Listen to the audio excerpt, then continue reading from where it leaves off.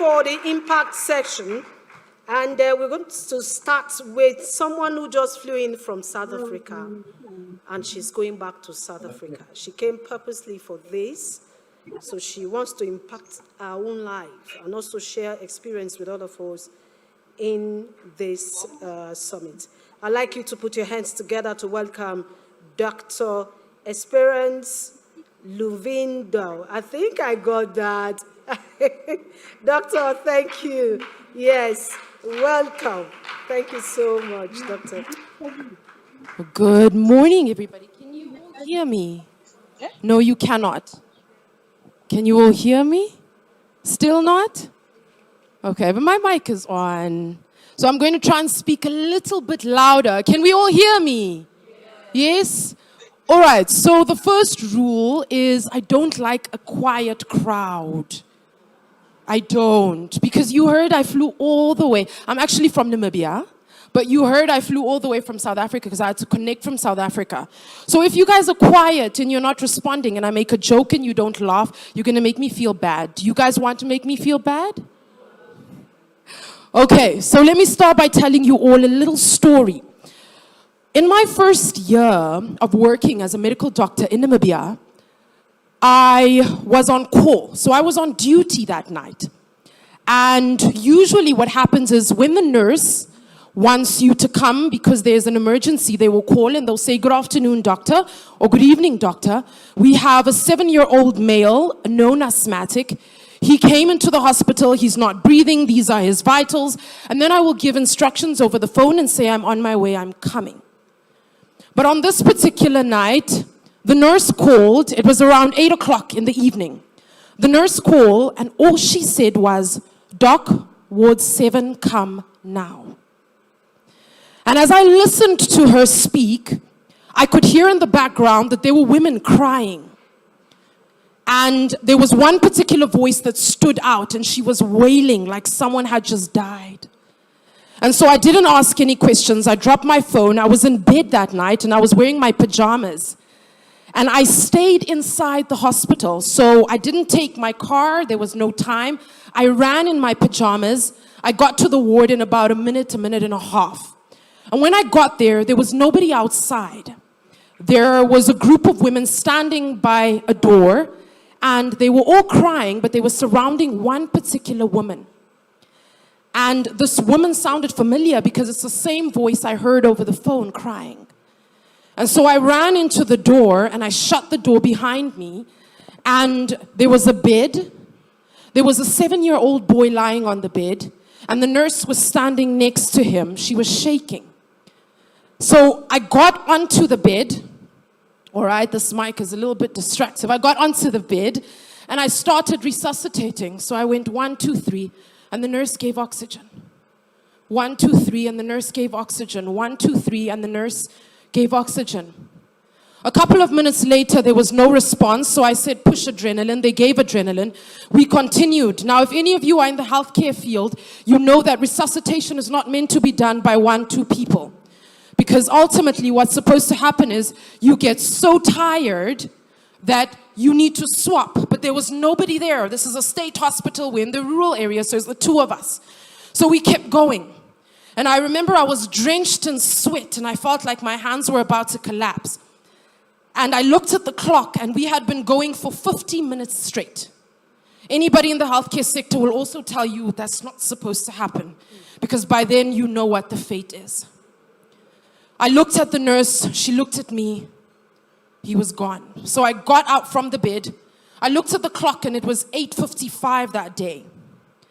And I said, time of death, 8:55, and I closed this little 7-year-old boy's eyes. And I got off the bed and you could see the nurse, tears were running down, and she said, "I tried, doc." And I said, "I know you did." So I got up from the bed and the nurse was doing what she had to do, covered the child. And as I walked to the door, I walked out of the door. And as I walked through the door and shut the door behind me, that same woman that I had seen when I came in, she came to me and she said, "Doc, I know, don't tell me, I know. But I just want to ask you, why? Why me?" And at that point in time, the tears sat in my eyes. I had to remember everything they taught me in medical school. Yes, you must be empathetic, but you cannot let your emotions get the best of you. Now, I'll tell you later on why I told you that story. Fast forward, let's talk about a puzzle. How many of you have ever played with puzzles as a child? Come on, I can't be the only one. We agreed you're not going to make me feel bad. I'm on camera. Please lift your hand up and just say yes. All right, so all of you have played with puzzles. And you know when you have a puzzle, it's either a small puzzle with about 50 pieces or it's a big puzzle with about 500 pieces. Now, as a child, I hated the puzzles with the 500 pieces because I could never get it right. There was always that one piece from the puzzle and I couldn't understand where that piece belonged. Now, it is very important that as we talk about women breaking the glass ceiling and how women can rise, we understand the importance of finding your purpose. And I know that sounds very cliche, but it's the truth. Because the problem with a lot of us is we are like that one piece of puzzle that you can never quite figure out where it belongs in the whole. And that means it doesn't matter how good you are. It doesn't matter how great you are. It doesn't matter how amazing you are.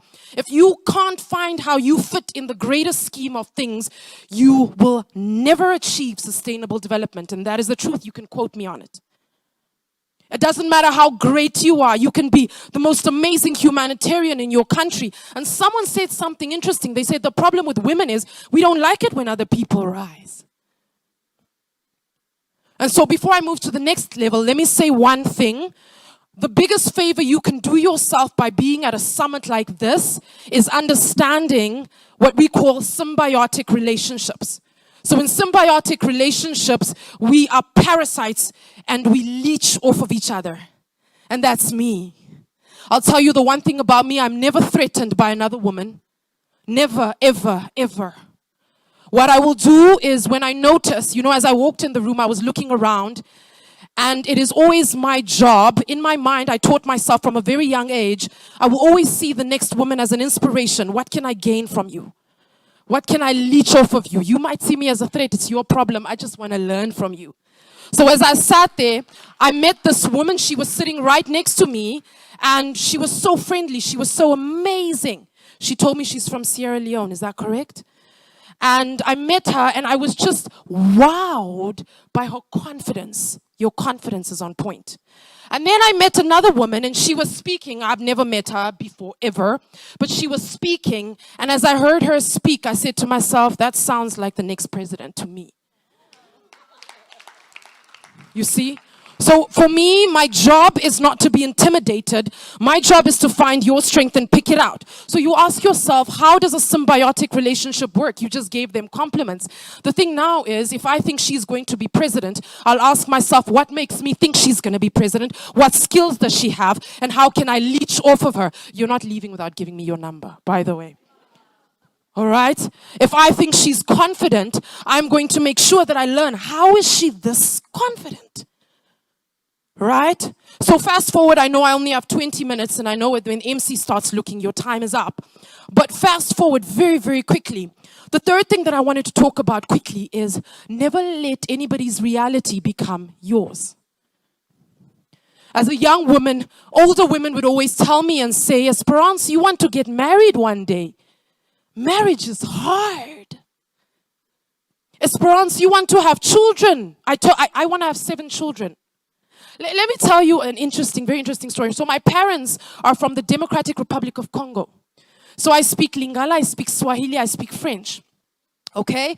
And very, very interesting. We are a very big family. My mother was the eldest of 12 children.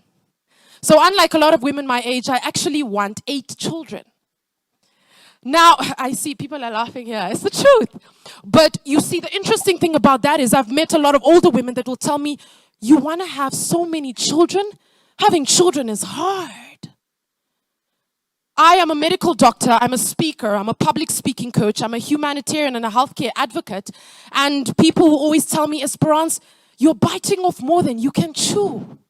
I'll tell you another story. Way back when I was in high school, years ago, I was on the stage speaking about how I wanted to be the head girl of the school. And I remember as I got off the stage that day, I went to the back of the stage and there were women, older women, that stood at the back and they were speaking in a native language in Namibia, and they said, this dirty girl from Katutura can never be our head girl. That was a glass ceiling that was hid over my head without knowing it. Fast forward, I go to university, the University of Namibia, to study medicine. And the same thing, I was about to enter a hall to go into my exams, my fourth year exams for medical school. And my lecturer stood at the door and he asked me, he said, what are you doing here? Esperance, you are not meant to be a medical doctor. You can try. Rather go and model and do whatever it is you do. You will never be a doctor. And I stood there crying with tears running down my face. But you know one thing I realized? I realized that people will constantly form glass ceilings over your head. But it is your responsibility, number one, to identify them. Number two, to break through them. This brings me back to the reason I told you the story in the beginning. So, the day I was told I'm too dirty to be the head girl of one of the best schools in Namibia, a glass ceiling was formed. The day I was told I could never be a doctor, a glass ceiling was formed. That day that I was resuscitating that child and declared that child dead, and that mother at the door asked me, why me? That was the first day I broke that glass ceiling. Why? Because I realized my purpose. I realized who I am. I realized what I meant to do, and I realized how Esperance Luvindao fits into the greater puzzle of things. So it was at that day that I stopped just being one piece of a puzzle. I became a piece of a whole. I realized that my job is to travel around the world and speak, number one. Number two, my job is to ensure quality healthcare for all, irrespective of socioeconomic backgrounds. That's how I found how I fit into the greater scheme of things. So my question to you is, what are some of the glasses that people have laid over you? And only you know, and for some of you it's very personal. You won't want to say it, that's fine. Some of you were told is, you think you can become president? What? You think you can become governor? What? You think you can become first lady? What? Who told you that? And because of the fact that we are subconscious human beings, it goes into your subconscious and it stays there whether you like it or not.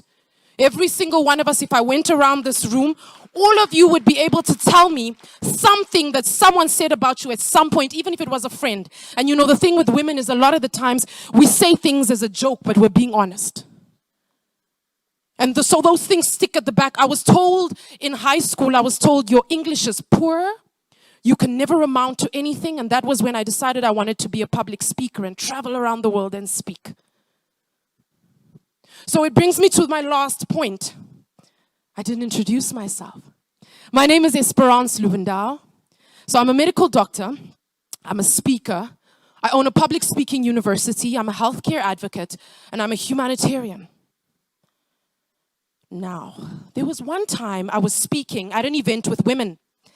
And I asked them one very important question. I went around the room and said, how much do you want to earn every single month to make you happy? They looked at me and they said, what? I said, if I could tell you that you could earn anything, how much? So I'm going to ask two people just because of time. And also, I want you to say it in US dollars. US dollars is an international currency. Doesn't matter where you're from. You understand the language. All right. So I'm going to ask two people. If you had to make a certain amount of money per month that will make you happy, you know yourself. You know whether you have black tax or not. You know how many kids you have. You know how expensive your hair is. You know all those things. So I just want two people to just tell me how much money would make you happy. How much money would make you happy per month, US dollars? That would be, let's say, $1 million per month. Okay, she said $1 million. Good for you.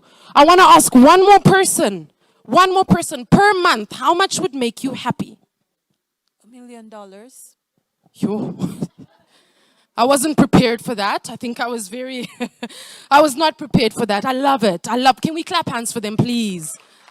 That's what we're talking about today. But let me round up quickly. How many of you are as capable to tell me what your purpose is? Is it easy to tell me what your purpose is? Yes? It's easy?